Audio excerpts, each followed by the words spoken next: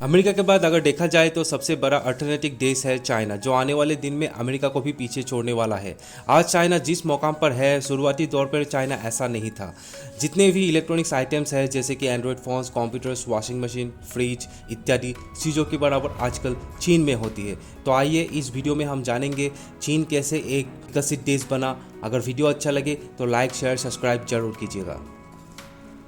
साल 1849 पर एक ऐसा राजनीतिक विचार का शुरुआत हुआ जो पूरे विश्व के पूंजीवादी समाज को हिलाकर रख दिया था, और वे था कम्युनिज्म, जो पूरे यूरोप के महाद्वीप पर ये विचार फैल गया था। फ्रांस, इटली, जर्मनी और रशिया जैसे देश पर इसका राजनीतिक संगठन बनना शुरू हो गया था। लेकिन ये विचारधारा रशिया पर बहुत ही लाभदायक हुआ था। साल 1917 पर सशस्त्र संघर्ष से कम्युनिस्ट शासन कामयाबी हुआ और सोवियत संघ का जन्म हुआ था। उसके बाद ये विचारधारा एशियाई महाद्वीप में फैलना शुरू हो गया और 1949 पर चाइना पहला देश बना जो कामयाबी के साथ कम्युनिस्ट सरकार का गठन कर लिया। चीन पर जब माओ जेडुंग का शासन चल रहा था तब चीन किसी भी बाहरी मुल्क के साथ अपना व्यापार नहीं करता था। कम्युनिज्म के मुताबिक पूरे विश्व पर उपनिवेश और साम्राज्यवाद बढ़ने का कारण सिर्फ और सिर्फ पूंजीवाद सोच था। इसी वजह से पूंजीवाद सोच से समाज पर असामान्यता शुरू हुआ, जो समाज के श्रमिक और आम लोगों को शोषण का शिकार होना पड़ा। और इसीलिए एशिया और अफ्रीकी महाद्वीप पर पूंजीवादी देश जैसे America, England, France, Italy, Japan अपने उपनिवेश बनाया करते थे और लूटपाट और शोषण किया करते थे। साम्यवादी विचार और इसका शासन समाज पर कक्षा प्रणाली को खत्म करने के लिए और व्यक्तिगत संपत्ति को खत्म करना चाहते थे ताकि समाज पर समानता आए।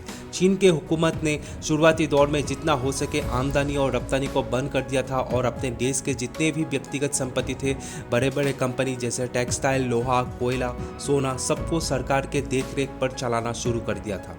चीन के हुकूमत जितना हो सके अपने देश को आत्मनिर्भरता और आत्मविश्वास से देश की अर्थनीति को बढ़ाना चाहते थे, बिना किसी अन्य देश की मदद से और आमदनी रफ्तानी से।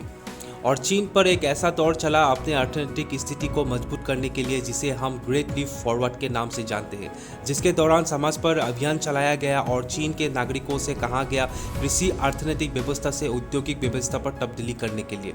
लेकिन इस प्रणाली से चीन पर सारे किसानों को औद्योगिक कामकाजों पर तेजी से शुरू करने के लिए लगा दिया गया और जल्दी अपने अर्थनीति को ताकतवर बनाने के लिए कृषि व्यवस्था पर बहुत बुरा असर पड़ा, जिसके कारण चीन पर भूखमरी से 15 से 55 लाख लोगों की जान चली गई और ये घटना दुनिया का सबसे बड़ा मानव निर्मित आपदा में शामिल हो गया। इस घटना का मूल कारण बहुत सारा था, जैसे कि तेजी से आई कृषि उत्पादन में बदलाव, कीटनाशक प्रक्रिया, गोड़िया चिड़िया को मारने का प्रक्रिया, जो चीन के सरकार का ये मानना था कि गोड़िया चिड़िया दिन में खेतों से 2 किलो से भी ज़्यादा खा जाता है, इसीलिए इसका मारना जरूरी है। और पूरे चीन के ग्रामीण और खेतों के इलाकों पर इस चिड़िया के घोंसले को तोड़ के लाखों की तादाद पर खत्म किया गया। और जबरन किसानों को औद्योगिक काम पर लगाने से भोजन का सेवन ज़्यादा होने लगा था, जिसके कारण चीन पर पारिस्थितिक संकट यानी इकोलॉजिकल इम्बैलेंस शुरू हो गया। गोड़िया चिड़िया का खात्मा करने से दूसरे कीट पतंगों का जनसंख्या ज़्यादा बढ़ने लगा और आगे जाकर प्राकृतिक रूप से कीटनाशक का शिकार करने के लिए गोड़िया चिड़िया का संख्या बहुत कम हो गया था और इसके कारण खेतों पर बहुत नुकसान हुआ था। इस ग्रेट लीप फॉरवर्ड के दौरान माओ जेडुंग अपना समर्थन खोने लगे थे और इनको बहुत सारे लोगों की मौत का जिम्मेदार ठहराया गया था और चीन का अर्थनीतिक स्थगित हो गया था। चीन ने अपने देश को पूरी तरह से पड़ोसी मुल्क से अलग करके अपने पैर पे खुद ही कुल्हाड़ी मार लिया था। उस समय के दौरान सोवियत संघ से जो मिलता था उसी संबंध पर चीन अपने अर्थनीतिक को धीमी गति से ले जा रहा था।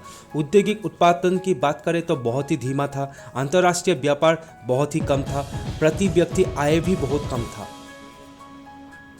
लेकिन एक समय ऐसा भी आया जब चीन के प्रमुख माओ जेडुंग का देहांत हो गया और चीन के अर्थनीति पर धीरे धीरे सुधार आना शुरू हो गया और 1972 पर चीन के प्रमुख जोउ एनलाई ने देश की अर्थनीति को तेजी से आगे ले जाने के लिए अमेरिका के साथ संपर्क बनाना शुरू कर दिया। जोउ एनलाई ने 4 आधुनिक प्रक्रिया शुरू किया: औद्योगिक उत्पादन, कृषि उत्पादन, सैनिक और विज्ञापन पद्धति पर केंद्रित अर्थनीतिक प्रक्रिया को कम करना शुरू कर दिया। और ठीक 6 साल बाद 1978 पर डेंग जियाओपिंग ने घोषित किया चीन के अर्थनीतिक दरवाजे अब खुले हैं अंतर्राष्ट्रीय संबंध बनाने के लिए, जिसके कारण बाहरी मुल्क का विनियोग चीन पर बढ़ने लगा। जितने भी व्यापार पर पाबंदी लगाया गया था सरकार की तरफ से, सबको अब व्यक्तिगत कर दिया गया। कृषि और औद्योगिक क्षेत्रों को जितना हो सके व्यक्तिगत कर दिया गया और धीरे धीरे साल 2001 तक चीन एक बहुत बड़ा विदेशी विनियोग यानी फॉरेन डायरेक्ट इन्वेस्टमेंट के लिए एक फायदेमंद स्थली पूरे विश्व पर हो चुका था। अमेरिका के साथ एक अच्छा संपर्क होने के कारण चीन पर अमेरिकी कंपनियां जैसे Apple, Ford, general Motors, Boeing जैसे बड़े बड़े कंपनी चाइना पर अपने विनियोग शुरू कर दिया और आज के दिन में चाइना एक बहुत बड़ा दुनिया का विनिर्माण आयक यानी मैन्युफैक्चरिंग यूनिट बन गया। तो आज के इस वीडियो में बस इतना ही। मैं फिर से आऊँगा आपका ये सर, तब तक के लिए नमस्कार।